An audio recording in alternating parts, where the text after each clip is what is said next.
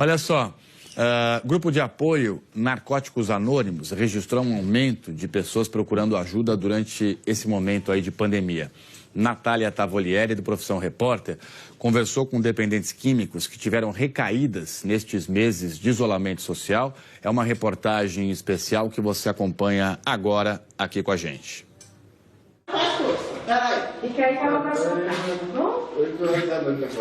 O paciente em crise de abstinência alcoólica é atendido pela equipe do CAPS-AD, o Centro de Atenção Psicossocial especializado em álcool e drogas. Com esse negócio da pandemia, ele não está conseguindo acessar e talvez consumir a mesma quantidade que ele consumia, ou a família está segurando, com medo que ele saia. E aí, quando falta o álcool, o organismo desencadeia a síndrome de abstinência pela falta da substância.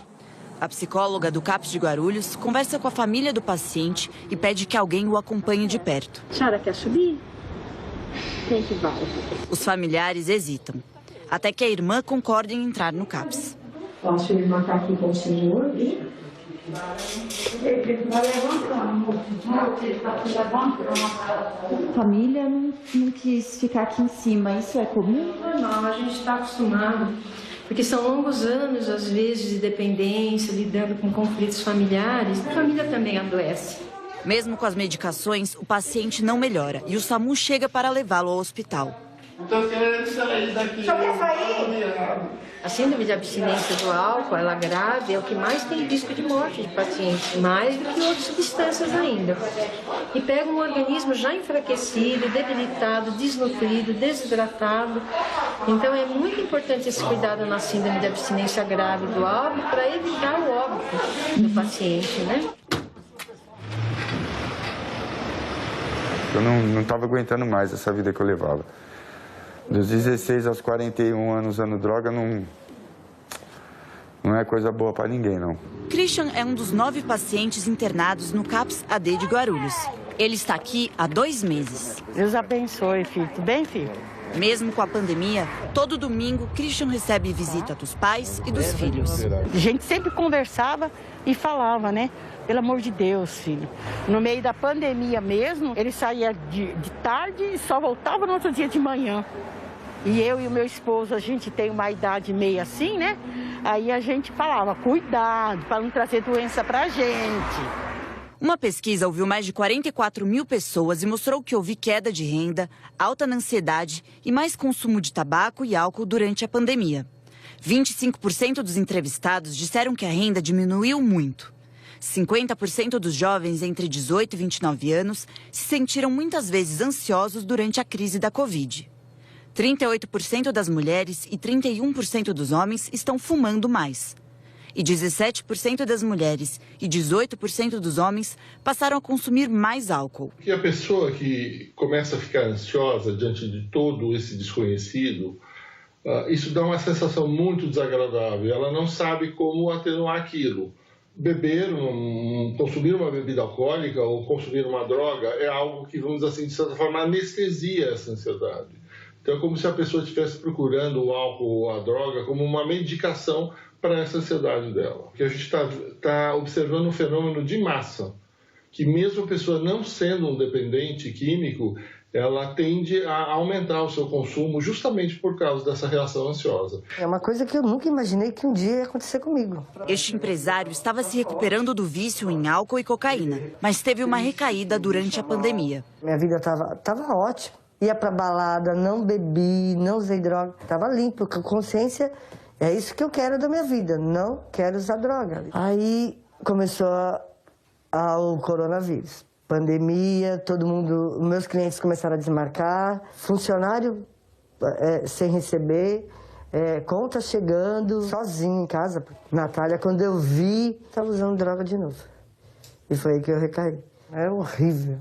A recaída, ela não deve ser vista como uma volta à estaca zero.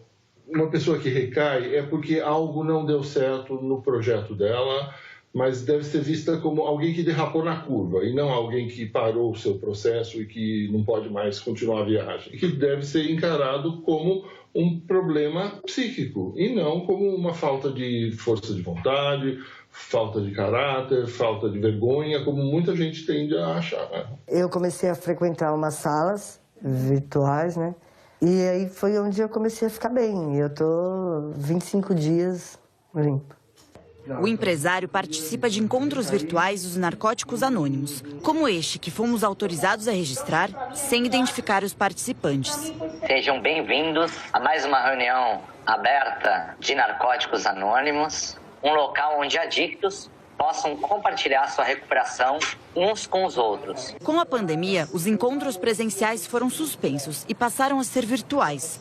Hoje são cerca de 70 mil reuniões mensais no mundo, 400 semanais no estado de São Paulo. Conheci as drogas por curiosidade. O álcool, eu tive uma experiência assim desde pequeno. Desde pequena, a minha avó molhava chupeta, me dava um golinho de álcool. No início era só no final de semana e até que se tornou todos os dias da semana. Eu não consegui mais estudar, eu não consegui mais trabalhar. Praticamente destruindo a família toda. Nesse momento, de pandemia, vocês sentiram uma procura maior? Aumentou o número de novos membros através das nossas reuniões virtuais. As pessoas encontram até aquele alívio de poder falar sobre isso, poder dividir as experiências com outros membros que estão passando pela mesma dificuldade e acabam abordando e tendo assim até uma sensação assim de desabafo, uma sensação de amparo. Eu quero mais droga, eu quero mais. Acabava a droga, eu ficava tudo sem graça. Com o apoio de grupos de ajuda, Esmeralda está há 22 anos longe das drogas. Eu tinha 11 anos quando eu dei o primeiro pega. Este é um trecho de sua biografia. Durante 12 anos, Esmeralda viveu nas ruas e foi presa diversas vezes. O repórter Caco Barcelos conheceu Esmeralda ainda criança no centro da capital.